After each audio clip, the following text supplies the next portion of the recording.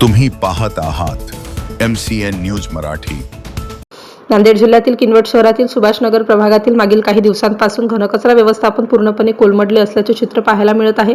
नगरपालिकेकडून कचरा संकलन नियमित होत नसल्याने संतप्त नागरिक आपला ओला व सुका कचरा योगेश कल्याणकर यांच्या घराशेजारील उघड्यावरील मोकळ्या जागेत टाकत आहेत।